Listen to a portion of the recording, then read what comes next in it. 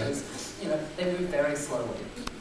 And there are things that we care about as people. I mean, they have some different cultural manifestations, but they haven't changed in a really long time, and they're incredibly simple.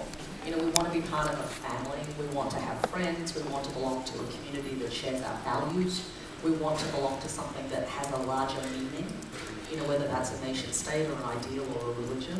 I think we use objects to talk about who we are to ourselves and to other people, and frankly, we like to keep secrets and tell lies. And all of those things make us human. And those things haven't changed in a really long time. Then there's a set of things that have been in flux for also a really long time. As much as those things are relatively stable, there's a set of things that have always been changing. Our ideas about privacy and trust.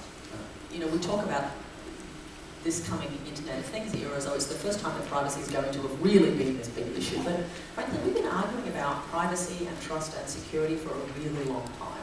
Hundreds of years. Thousands of years, I would argue. Yeah. And similarly, our challenges to ideas about time. So, whether we have a work-life boundary issue, whether we worry about 24/7 always-on culture, are there times we should be digitally detoxing?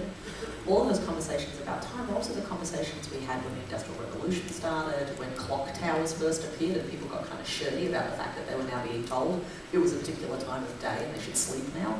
All of those are kind of conversations that have had a long duration.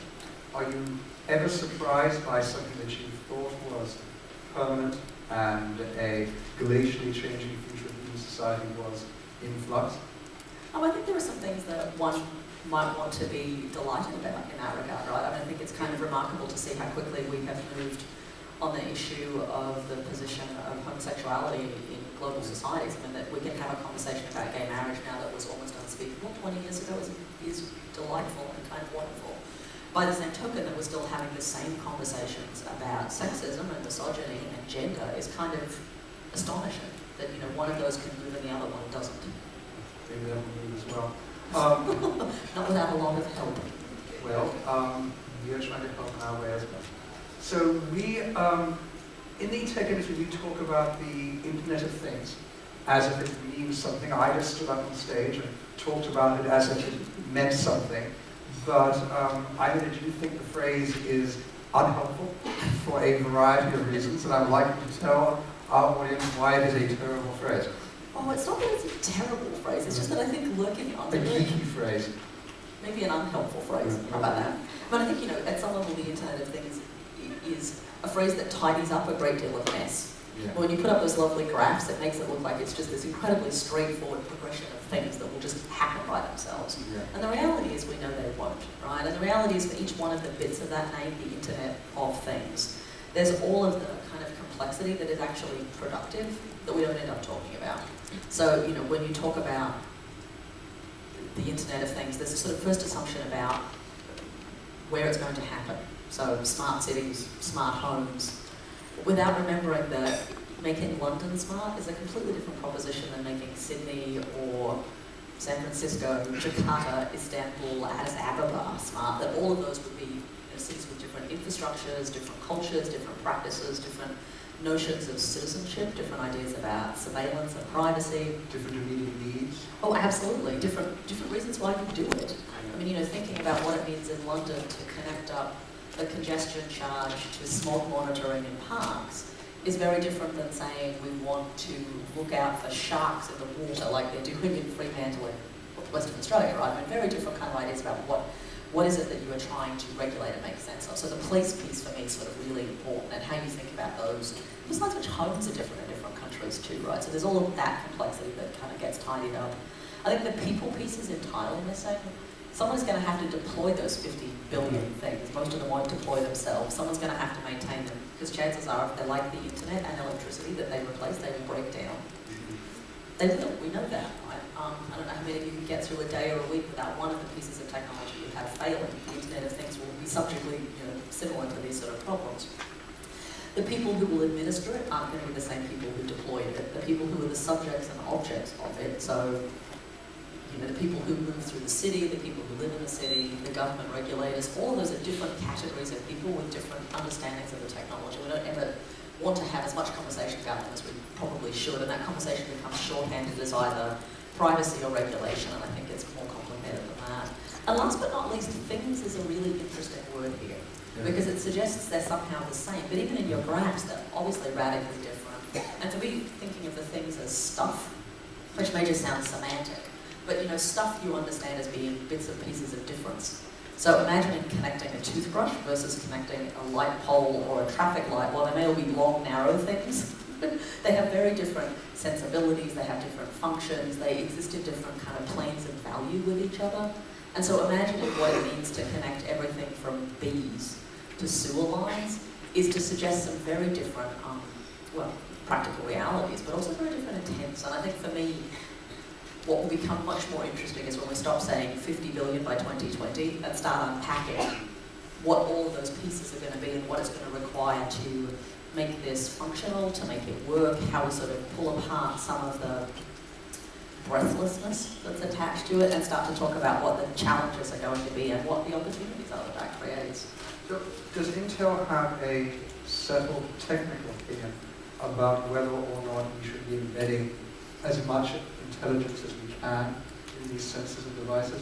Or does it talk that it should be relatively dumb and we should be using things that are continuously updated, like cell phones and computers to be the majority of the processing should happen? Or would it be a mixture? Oh, I think, for Intel's, for most technical companies, we believe it ought to be a mixture. Yeah. I mean, there are some of the things that will be embedded that you want to be smarter than others. Whether it's about what they do, whether it's about what you need it to do. I mean, I can guarantee there's only so much computational intelligence you want to stick on a beam before it falls out of the sky. There's something different about what you're going to put on something that's going to be fixed in a wall, right? So there's some practical challenges there. But no, I mean, I think for Intel, we are as interested in the computation you will embed, but also then the connections that it makes to networks and services and all of that stuff. All of that said, I think there's also a piece that we need to be sensitive to, and I'm kind of thinking about it in the context of some of the press overnight about the Turing test. Yeah. And the immediate link that went from the Turing test is passed, the singularity, the robots will kill us. So how many people saw that there was a notional claim that a computer had passed the Turing test? So a few of you. So explain to the folks who didn't see it. All right, can we start with base principles? How many people know what the Turing test is? That should be all of us. Yay, okay, good. You're at the right conference, good. I may not be the right person to explain it to you. There was a claim overnight coming out of the UK that through a long-standing series of tests, multiple computers, multiple judges, a computer passing itself off as a 13-year-old boy from the Ukraine, who had a guinea pig and whose father was a gynecologist. I offer these details because they were there. Managed to convince a panel of people that he was in fact a 13-year-old boy from the Ukraine with a guinea pig.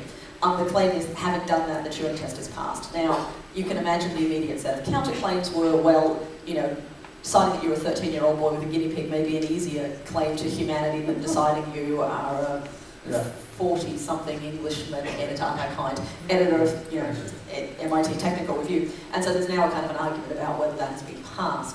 What was more interesting for me than the details, and the guinea pig's a lovely detail, as is the father who's a gynecologist, was that conversation then immediately went from, right, is the Turing test is passed, machines are now smarter than us, next step, death, slash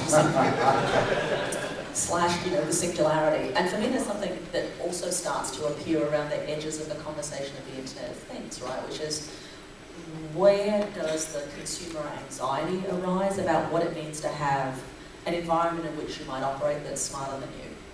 And I think that comes from that as a particular set of fears that get mobilized and anxieties that aren't just about privacy and security, but are also about what it means to have a world that is potentially smarter than you.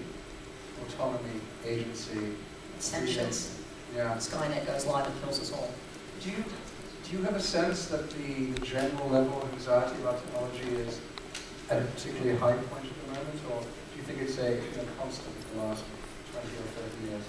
It's such an interesting question. I think we go through waves of it. I mean, I actually think there have been periods since the Industrial Revolution in particular of great anxiety about technology. I mean, go back 200 years.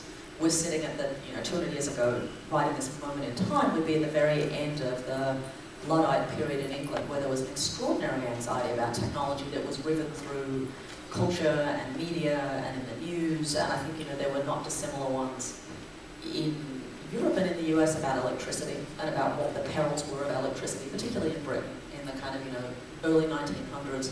What was the concern about electricity? Oh, I always loved collecting early concerns about things. There's some great ones about the railroad before that. Apparently, you couldn't put women in railway carriages, so the story went, because if a railway carriage went over 50 miles an hour, our uteruses would spontaneously fly out of our bodies. not so much leaves on the track, but worse. So with electricity, there were a couple of things, right? One, there was an anxiety about what it would mean to turn the nighttime into day, and that it would make people crazy because they didn't have enough darkness, which is fascinating. There was a moment in the US where there was a testimony given in front of the Congress by a number of women who were advocating electricity for the home. So Christine Fredrickson, who was the head of domestic sciences and domestic economy at Cornell University, and Lillian Gilbreth and a few others, testified before the American Congress about electrifying the American home as a way of emancipating women from domestic labor. And the counterclaim given back against it was that if you electrified homes and you turned on lights at night, women would be vulnerable. And children too, because predators would be able to see you in the house at night. Which is kind of the reverse of how we now think about electricity, right? As now we imagine it as being a thing that keeps us safe rather than the reverse. And ideas that, electricity was going to be bad for you, that it would get into your body and not get out again. Sort of a series of fears, right?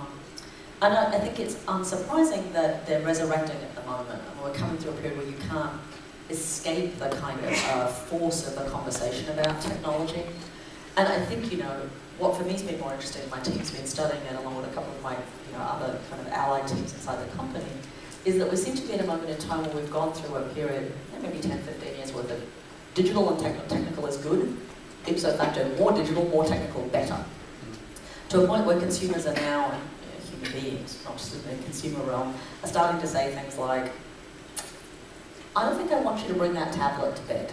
Yeah. I think we should have no technology in the bedroom. I think maybe we might go on this holiday and you can leave your laptop at home. I think it would be really good if the kids didn't, get on the internet on the weekends and we sent them outside. Now, all of those are pieces, right? But you combine that with the fact that there are apps that you can now buy that will brick your various digital objects. Combine it with the kind of anxieties we're seeing manifested about new technical objects and people's responses to them. I think we're in this moment where there is a move, and I think it's nascent, not towards rejecting it. So I'm not sort of talking about, neo-Ludditism. I think it's more about balance. So slowing the adaptation, or slowing how much we use them in any particular context, or managing how we use them in context. And I wonder if it's not also, kind of cycling back to where we started this conversation, a bit of sort of reasserting our humanity here. Yeah. When I often think that technical devices work better when they're constantly connected, right? Connected to power, networks, information, and human beings historically and arguably to this day work better when they're intimately disconnected. So we're gonna have Thad start on the stage in a few moments, the technical lead for Google Glass. That's one of the questions I'm going to ask him. It's not so much that glass is being rejected, it's a sense that it needs to be contextual about when it's appropriate to use these devices. I'm going to take some questions from the audience, so think of something really smart to ask while I ask Genevieve one last question. So we talked about how people use technology very differently in different parts of the world. And you said that when we talk about a connected home in Silicon Valley, it looks remarkably like a home in Los Gatos, and not like a home in Addis Ababa or in Shanghai. Intel has a uniquely international footprint, if that's not the wrong word, an international presence in markets. Can you talk to me a little bit about some different trends you've observed in how some of these emerging technologies are being used in different parts of the world? Yeah, absolutely. And I think it's important then to remember that as we talk about technologies on a global scale, we have to imagine that they're happening inside different infrastructural constraints and opportunities. So it's always the thing I sort of laugh when I see that nice little graph you have there, is that it presupposes the ready availability of electricity and network connectivity. And what's sort of fascinating when you spend time around the world is that you start to see very different affordances. Some of the people that I spend time with in India, in rural India, used to joke about the fact that it wasn't so much that they had electrical outages as electrical onages. So that, sometimes the electricity would come on, and that, changes the way you think about things, right? It means you think about battery technology differently. It means you think about what decisions you're going to make. And a lot of the stuff that we've talked about coming out of emerging markets, are things that we've been talking about for 3 to 5 years. So using phones as a payment scheme, by which I do not mean near-field communication, your phone is your wallet. I mean using minutes as a way of paying other people, where you transmit phone minutes sort of in different kinds of ways. It's become currency. Absolutely. Yeah. And in fact, well established as such. Whether it is different kinds of apps that are popular or just challenges of the current ones. I was talking to a colleague of mine from Nigeria who was laughing about the fact that Google Maps doesn't work terribly well in his hometown because things get demolished and rebuilt very quickly, and so all the things that sit on top of that don't function terribly well either. And he said, yes, it was a town where people like to eat a lot of food, but Yelp didn't work very well because you couldn't guarantee the address of anything because there weren't street addresses. So everything was given by, go to the building that is blue, go 5 houses down, and there should be a red door, and behind the red door there will be something that you'll like. Which is a completely different way of thinking about addresses, right? When addressing doesn't work by a geolocation, but by a set of social relationships, that's how you think very differently about some of the things we regard as being kind of standard protocols, right? And for me, there was sort of something interesting in starting to imagine how all of that played out. Can a company like Intel help create products and services that do in fact say go to the street with the blue door and turn left? Well, I think for companies like Intel, it's about how do you create the best building blocks, right? How do you create the technology on which all of those things can be built? Allow local talent to seize the day and develop something. Yeah, which I think is important.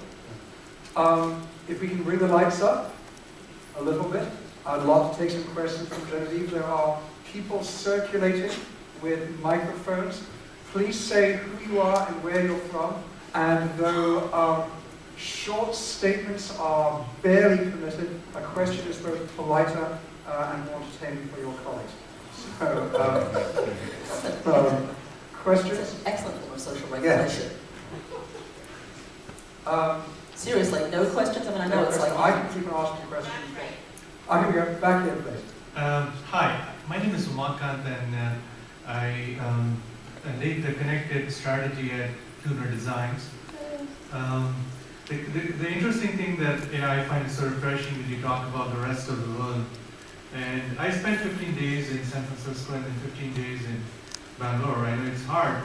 But the interesting thing that we talk about technology and its relevance to society, and it's also interesting to note the perception of different cultures in a different way. So Google Car, which does the mapping, got banned in Bangalore because they feel that it's not safe, there. So I'd like to hear your perspective on like how different cultures would accept Internet of Things differently. Such a good question.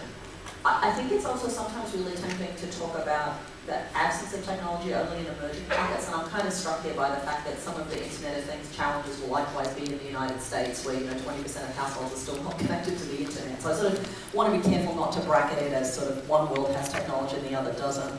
I think we're going to find very different reactions in different parts of the world. Some of it will be regulatory and legislative. It is certainly the case that there are different regulatory frameworks on a global scale about how people feel about information collection, surveillance, government databases, down to a level of scrutiny about the algorithms that are making sense of the data, which truthfully I think is the next frontier of the regulatory framework, which is a little harder. Because while we know how to scrutinize objects, I think getting regulators smart about how to interrogate an algorithm is going to be a really interesting question. I think we'll find different places have different needs in terms of what the Internet of Things will look like and in terms of who is pushing it and why. And then I think you're absolutely right to ask the question about in what cultures will people have different reactions to it. I mean, my hometown in South Australia, which is a very unlikely place to have the Google Street Mapping come, the residents of my hometown chase them around the town because they really like the idea they could be in the photographs of it. So you can see the vehicle being tailed by this series of Australian youths with them waving in the background because it was their one opportunity to be famous.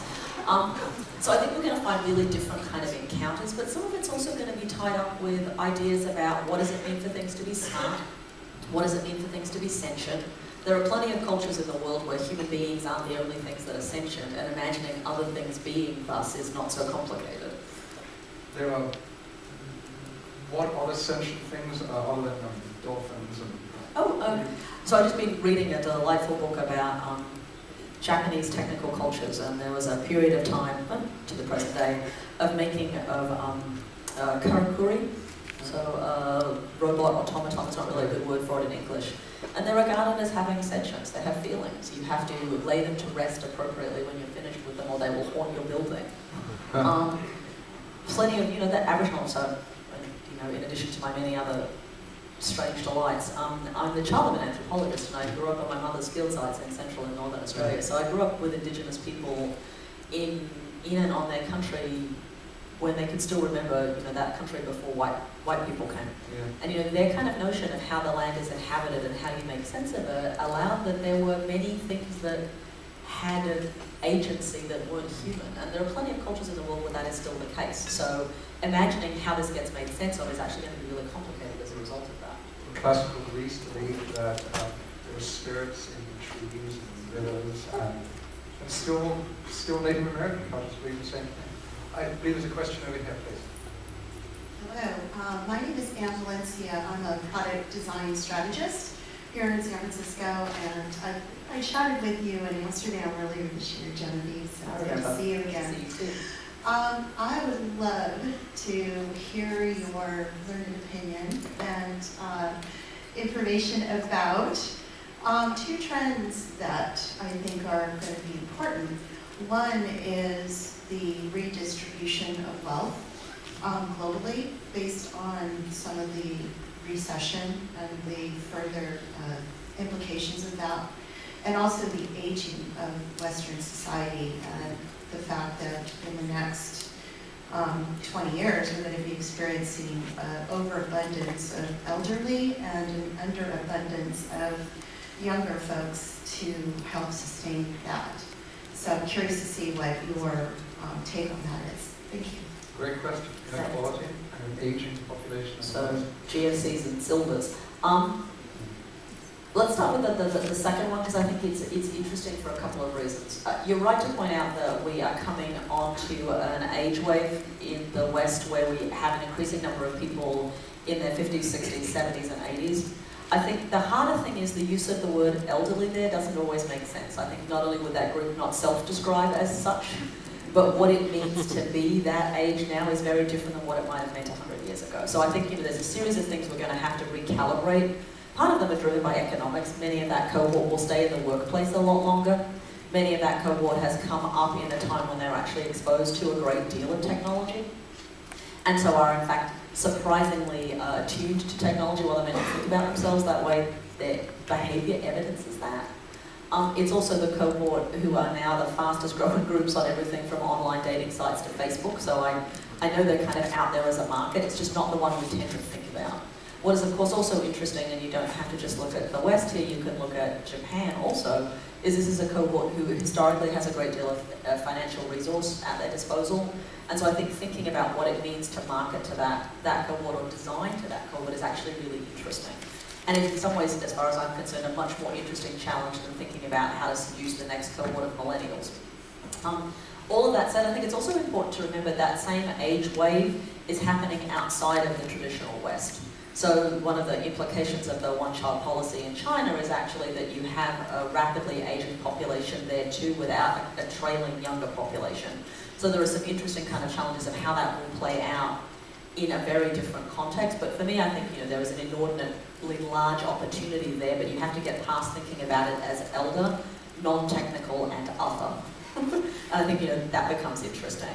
The second question about the kind of consequences of the global financial crisis is in some ways that it magnified and amplified what was already happening, which is that there has already been an emergence of a number of places as powerhouses economically or technically or in other domains. I would think here about entertainment, media content, thinking here both Korea and India, but also China.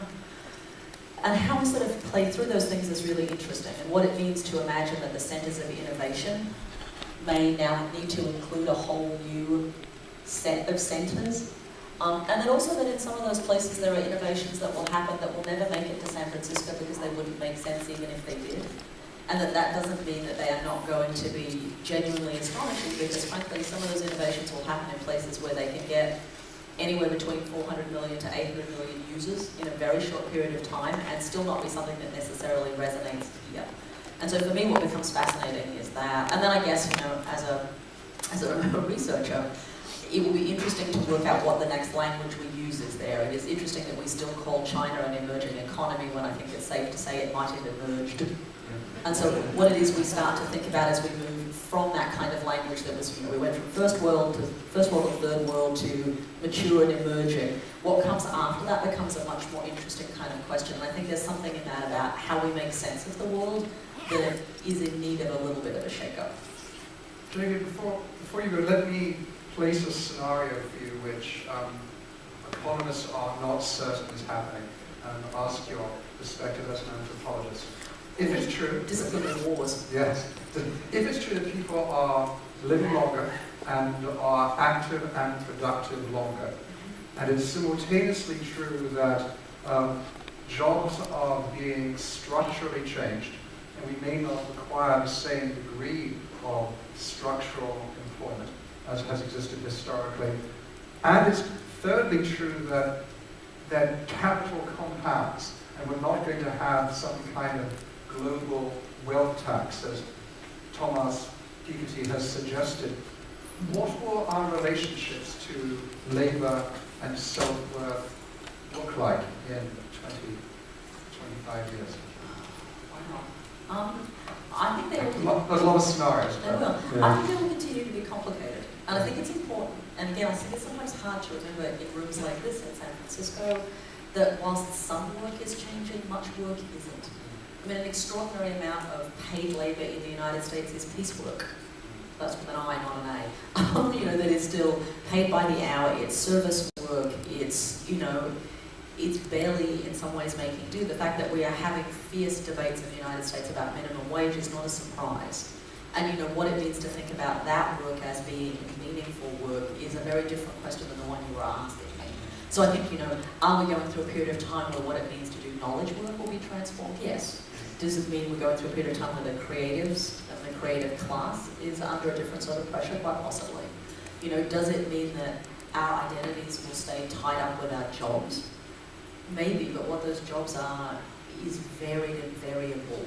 And I think, my sort of, in some ways, pushback against all of that is that whilst what people do is often one way they talk about themselves and one way they accrue value to themselves through their own eyes and others, there are inevitably a whole set of other ways that we think about who we are and why we are that and how other people should make sense of us. They have almost little to do with what we do. Maybe it's a recent phenomenon where people said, I'm a librarian, I'm a factory worker. They might have said, I'm...